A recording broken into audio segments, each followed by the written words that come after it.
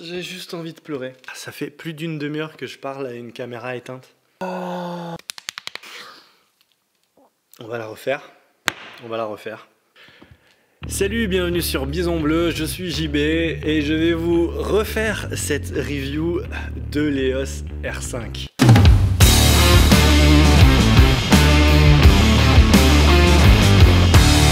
Et donc le voici, ce fameux EOS R5, ça fait trop longtemps que je fais cette review. Non, ça fait surtout un mois, un peu plus d'un mois que je l'ai entre les mains et que je me fais les dents dessus. J'étais l'un des tout premiers en France à l'avoir en non sponsorisé. Je remercie d'ailleurs Camara Marseille pour la réactivité. Cette review va être vue par le prisme d'un photographe. Alors, on va remettre les choses dans leur contexte parce qu'on va parler de taille et de poids. À la base, le mirrorless est arrivé par le micro 4/3 et les problématiques du mirrorless c'était avant tout faire économiser un peu de sous quand même, mais avant tout de la place et du poids.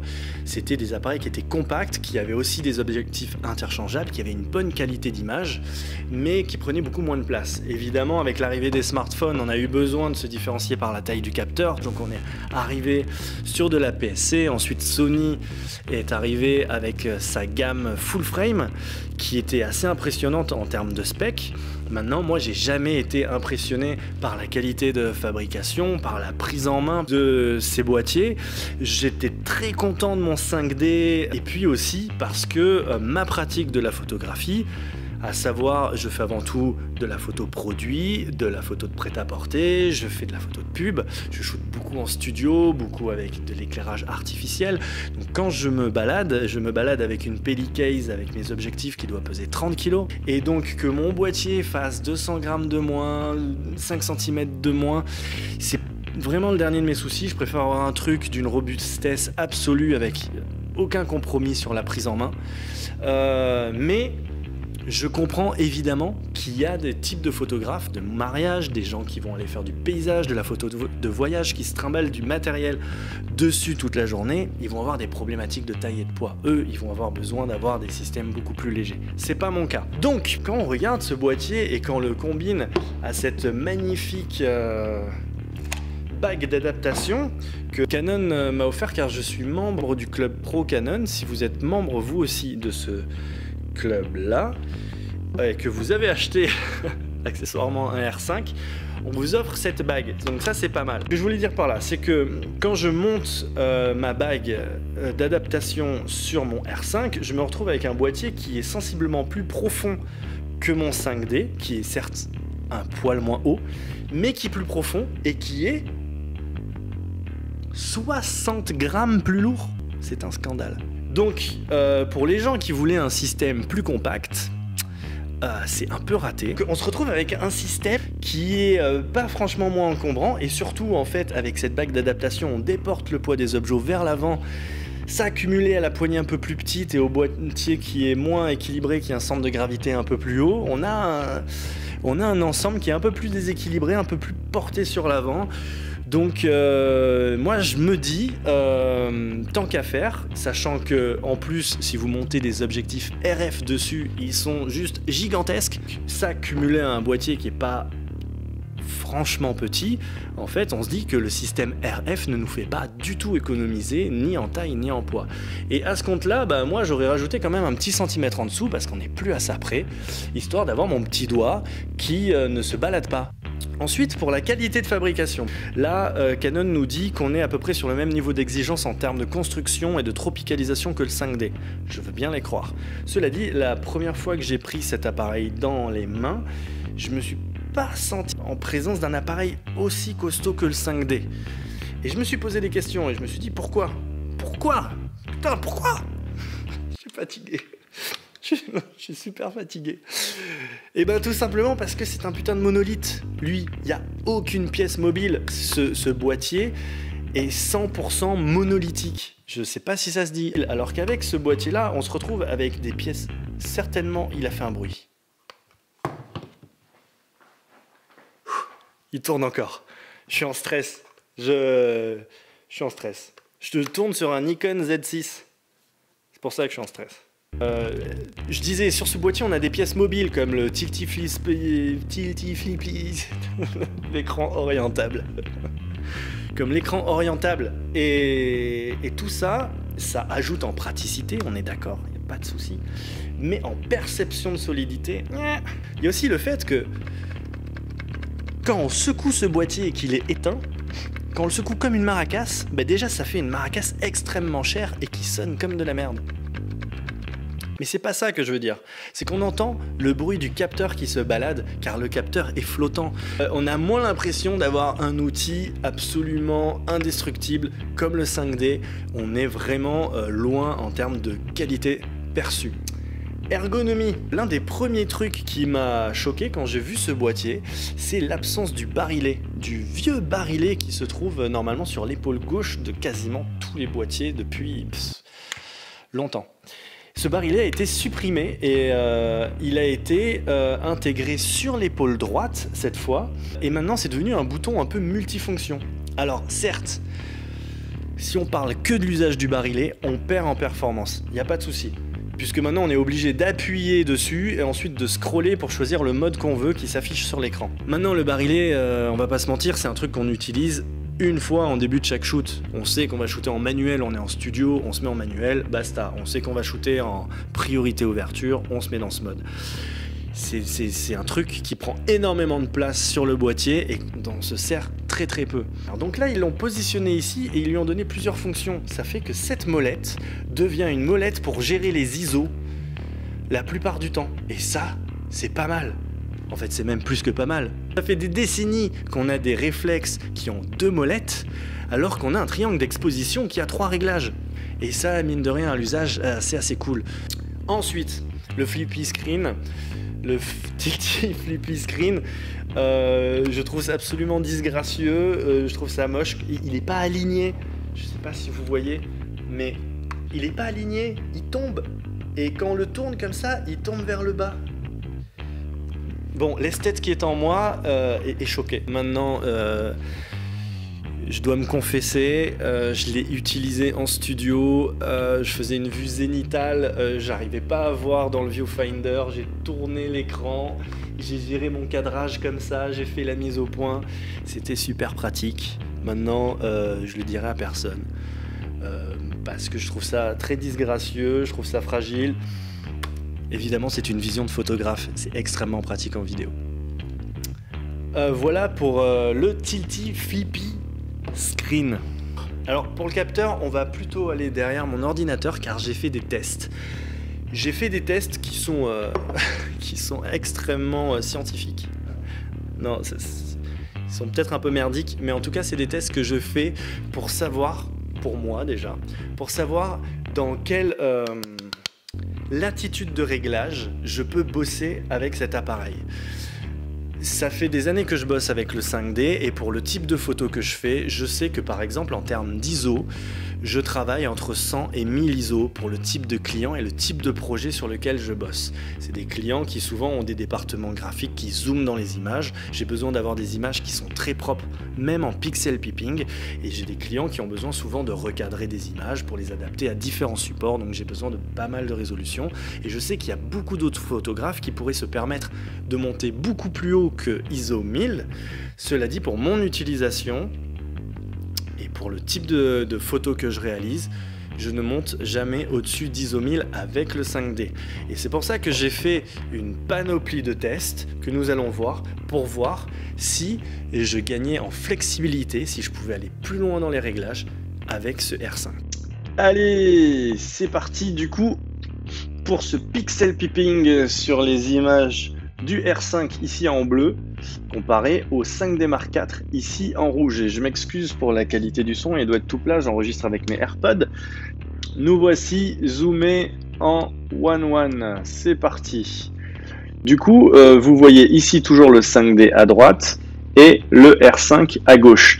Déjà, ce qu'on remarque, bon, on a légèrement plus de contraste sur le R5, mais la différence est honnêtement pas flagrante quand on compare un bon vieux 30 mégapixels sur lequel on a tiré par rapport à un 45 mégapixels sans aucun réglage. Les fichiers n'ont aucun post-traitement, j'ai shooté en RAW, donc le boîtier n'a rien appliqué comme post-traitement, et ensuite j'ai fait des conversions JPEG pour pouvoir upscaler ces images en 45 mégapixels, mais il n'y a aucun traitement sur les images. Donc vous voyez qu'il y a une légère différence de contraste, mais en termes de définition, c'est pas révolutionnaire. Donc ça, c'est très bon à savoir si vous shootez en studio comme moi par exemple, et ben vous n'allez pas avoir un gain de qualité d'image énorme si vous shootez en ISO 100 par rapport à un bon vieux 5D. Vous voyez, les deux fichiers sont extrêmement propres. Là où les deux se différencient, c'est sur la gestion du moirage. Évidemment, le 5D est plus sensible au moirage, on le voit ici, contrairement au R5, et ça s'explique assez facilement, hein. Le R5 a une plus grande densité de pixels, du coup on le voit, le moirage se fait vraiment sur des trames beaucoup plus fines, alors que le 5D qui a moins de pixels est beaucoup plus sensible à ce genre d'aberration. C'est dû à la matrice de Bayer, hein. Si vous voulez qu'un jour je vous explique les principes du moirage, on pourra faire une vidéo là-dessus. Bref, en plus Canon persiste à utiliser des filtres anti-aliasing pour flouter légèrement l'image et réduire cet effet de moirage, alors que souvent à 45 mégapixels, si on regarde chez la concurrence, les boîtiers n'ont plus de filtre anti-aliasing à ce genre de résolution là, et ça permet d'augmenter sensiblement le piqué. Cela dit, il s'en sort pas mal avec son filtre anti-aliasing. Je ferai un comparatif entre le R5 et le D850, car le D850 a la même résolution que le R5, mais il n'a pas de filtre anti-aliasing, donc on va pouvoir voir quel est le gain et quel est l'effet sur le moirage aussi, en comparant les deux boîtiers. Là, on est à ISO 400, le 5D de ce côté, le R5 de l'autre, toujours la même différence d'exposition, toujours un poil plus de moirage. Les deux fichiers sont extrêmement propres. Montons à ISO 1000 qui était ma limite de travail avec le 5D. Et là, on commence à avoir un peu de chrominance qui commence à apparaître. En termes de luminance, on est kiff-kiff. Le bruit là est un peu plus grossier forcément parce qu'on a tiré sur les pixels. Mais voilà, petite perte de piqué, c'était ma limite de travail. Cela dit, je pense que c'est encore exploitable sur le R5. Boum, ISO 2000. Là, on commence à avoir une perte de détail encore un peu plus importante sur le 5D. Et puis, le bruit, beaucoup plus de couleurs, plus de magenta et de vert dans le bruit. Et si on arrive dans les zones sombres, là, on voit que, ouais, on perd en piqué. Ok, on enchaîne. Alors, quand on regarde les images là, on est à ISO 4000, ça commence à... Enfin, pour moi, en tout cas, ça commence à être assez élevé. Et vous voyez que quand même, quand on regarde les images en petit comme ça, hein, donc si jamais on devait bosser pour du web, les images sont extrêmement propres en termes de rendu des couleurs. Et c'est parti. Pareil, là, si on cumule manque de piqué, bruit chromatique, plus le moirage, on voit qu'on a quand même, sur ce genre de détails, une bonne perte de définition. Cela dit, le bruit du R5 est tout aussi visible en termes de luminance, il est juste plus fin, plus sec. Voilà, on le voit, hein, là, il commence à y avoir vraiment des grosses percées de magenta. ISO 8000, toujours le 5D ici. Là, il y a une grosse différence en termes de définition. Là, c'est vraiment rougeâtre. Là, les couleurs sont dénaturées pour moi. ISO 8000, là, la différence est flagrante. C'est une bonne nouvelle pour moi, je gagne quasiment 2 stops, on va dire un stop sûr, et avec un peu de travail, je peux gagner jusqu'à 2 stops en termes d'ISO avec le R5. C'est une très très bonne nouvelle, ça va me permettre de shooter dans des milieux plus complexes, des milieux qui sont beaucoup plus demandants techniquement, et j'étais déjà très content de la montée en ISO du 5D, mais là, j'avoue que je suis assez bluffé par celle du R5, c'est très très cool. Alors évidemment c'est toujours piégeur parce que comme on a plus de pixels sur le R5, on va devoir travailler à des vitesses plus élevées que le 5D pour avoir des images nettes, donc évidemment on va avoir moins de lumière, du coup on va taper forcément plus dans les ISO que ce qu'on aurait fait avec le 5D. Je pense que j'ai plutôt un gain d'un stop, ce qui est déjà vraiment cool. nous allons parler de la plage dynamique. Et donc voici une image sous-exposée d'un stop et ensuite réexposée sur Lightroom. Je sous-expose souvent mes images d'un stop pour préserver mes hautes lumières. J'ai rarement besoin de sous-exposer plus. Alors il faut savoir que Canon ont très peu de plage dynamique dans les hautes lumières et beaucoup plus dans les basses lumières comparé à Nikon ou Sony ou même les autres. Mais là vous voyez, les deux images sont extrêmement propres en termes de bruit et j'ai un poil, ouais, j'ai quand même plus de définition sur le R5 quand je commence à taper dans la plage dynamique. Là on est sous-exposé du coup de 2 stops et ensuite les images ont été réexposées dans Lightroom. Ça m'est arrivé de sous-exposer de 2 stops, vraiment pour être absolument sûr dans des conditions très compliquées, notamment en shootant en forêt, dans des endroits très sombres, il y a énormément de contraste dans les images et pour être sûr de ne pas cramer mes hautes lumières, j'ai déjà fait des photos sous-exposées de 2 stops et donc là on voit que le résultat est vraiment méga propre chez les deux. Il y a du bruit un peu qui sort là, ici un peu de couleur qui commence à sortir dans les tons sombres évidemment, c'est là où ça pêche, alors que le R5 lui il reste absolument stoïque. Ça c'est assez cool. Là on est sur une photo qui est sous-exposée de 4 stops, donc 2 solutions. Soit vous avez pris une photo, elle est totalement ratée, c'était une photo noire. Comme ça, pour rigoler, vous vous êtes dit, je vais essayer de la rattraper, d'en faire quelque chose. Soit alors vous êtes vraiment photographe de paysage et vous avez une problématique dans une image qui comporte une plage dynamique démentielle. Vous avez un coucher de soleil avec une forêt noire devant et vous avez besoin de retrouver du détail dans la forêt, par exemple. Là, vous allez peut-être relever une zone de l'image de 4 stops. C'est quand même, va falloir penser soit à faire du composite, soit à faire du HDR à un moment donné, à mixer des expositions différentes. Donc vous voyez que là, le 5D commence à s'effondrer. On a vraiment du magenta qui perce sérieusement. Là, on voit que les tons arrivent à rester relativement neutres. Là, on est sur une machine noire, les tons arrivent à rester neutres. Alors que là, le 5D, pour moi, on l'a perdu. Ouais, non, c'est dégueulasse. C'est caca. On continue le massacre. On continue le massacre avec une sous-exposition de 5 stops. 5 stops. Franchement, les images en petit passent toujours. Ça passe toujours. Quand vous faites du web, vous avez vraiment une latitude de travail qui est démentielle avec ce genre de boîtier. Là, on commence à voir du bruit chromatique qui commence à arriver. Là, il y a du magenta qui débarque. Mais vous voyez que là, la couleur de l'objet a été dénaturée. Alors que ici, malgré le fait qu'il y ait du bruit qui débarque, on arrive encore à préserver la couleur. On va s'arrêter là, 6 stops de sous-exposition. D'ailleurs, j'ai pas pu réexposer l'image bien parce que Lightroom nous propose que 5 stops de réexposition. Vous voyez qu'il y a déjà un petit color shift, il y a du magenta dans des ombres, là on a un peu de vert. Le R5 lui reste vraiment très propre. Les tons ne sont pas affectés du tout, les couleurs ne sont pas affectées. En tout cas en petit comme ça pour le web, c'est assez ouf. Et là, c'est un peu le massacre. Le 5D s'est effondré et le R5, ma foi, c'est une image que je n'utiliserai pas, mais c'est assez fou.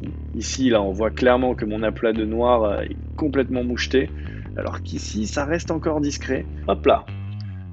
Donc ici, nous avons notre 5D qui est sous ex de 4 stops, et ici, nous avons notre R5 qui est sous ex de 5 stops. Et c'est assez flagrant, les couleurs sont beaucoup moins dénaturées sur le R5. Donc on a au moins un stop de gain en dynamique. On a plus de piqué, on a un peu plus d'informations. Bref, ce qu'on en retient, c'est que c'est pas mal du tout quand même.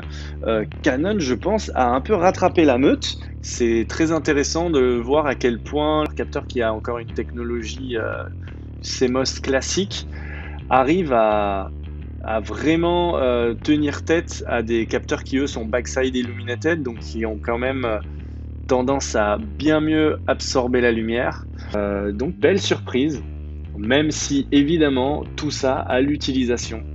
Je vais évidemment le ressentir, mais ça ne va pas du tout bouleverser mon travail. Un truc par contre qui est pour moi révolutionnaire, ça faisait partie avant tout des Seul truc que je reprochais au réflexe en général et au 5D du coup, c'est le système autofocus, à savoir un système autofocus dissocié du capteur qui du coup a parfois des décalages de mise au point. Il y a le fait que les collimateurs sont de qualité aléatoire en fonction d'où on se trouve. Sur les extrémités, on est sur des croisés. Il y a certaines bandes de collimateurs qui sont des collimateurs simples. On a des doubles croisés au milieu. Ils ont des sensibilités à la lumière différentes. Donc moi, je me retrouvais à désactiver déjà tous les collimateurs qui n'étaient pas Full HD. Assez frustré sur les déchets que tout ça provoquait. Et là, il y a un énorme step-up avec l'EOS R. Quand je suis en studio, je peux déplacer mon collimateur comme une souris avec mon joystick ou même en utilisant l'écran comme un trackpad. C'est extrêmement véloce. Je me concentre d'abord sur ma composition, ensuite je place mon collimateur là où je veux faire le point, je fais la map. Et c'est nickel, je n'ai plus à faire de gruge, je fais la map exactement là où je veux. Ça, c'est pour tout ce qui est shoot studio. Mais après, quand je vais shooter aussi du portrait, je me suis rendu compte que j'utilisais le mode cerveau cette fois avec des modes de détection automatique, chose que je ne me serais jamais permis avec le 5D. Et là, on a une détection des visages, on a une détection des yeux. Alors quand on le regarde travailler, ça peut être assez perturbant, c'est assez agaçant même. C'est un peu comme quand je regarde mon robot aspirateur. Quand je le regarde aspirer, il me rend fou parce qu'il rentre dans tous les meubles. Mais l'essentiel est que quand je rentre le soir, ma baraque est propre. Et au final, non, ça n'a aucun rapport. Non, si, ça a un rapport. Si, ça a un rapport. C'est que quand on le regarde bosser, on a l'impression qu'il est un peu à côté de la plaque, des fois. Mais quand on déclenche, c'est tac, sharp. Ça, c'est révolutionnaire pour moi. Je pourrais diviser mon nombre de déclenchements par 3. Je vais aller revérifier encore cette caméra parce qu'elle me stresse. Surtout que cet appareil faisant du 45 mégapixels, il fait des fichiers qui sont nettement plus lourds que celui-là et j'avais peur que ça ralentisse mon workflow en termes de post-production et en termes de tri de photos. Mais vu que je fais beaucoup moins de déchets, je vais pouvoir, avec un peu d'habitude évidemment, pouvoir déclencher beaucoup moins qu'avec le 5D. Avec celui-là, je vais pouvoir faire peut-être 1 ou 2, allez, 3 déclenchements maximum pour sécuriser, ce qui au final va me faire un gain de place et ça va pouvoir même accélérer mon workflow. Et ça, c'est assez cool. On va parler du truc qui me faisait le plus peur. C'est fou, hein, parce qu'au final, je m'y suis habitué extrêmement vite. Étant habitué à un OVF, un Optical Viewfinder, j'avoue que quand je mettais mon œil dans un viseur électronique, j'étais assez perturbé. Parce que un viseur optique, c'est magnifique. On voit quelque chose de magnifique.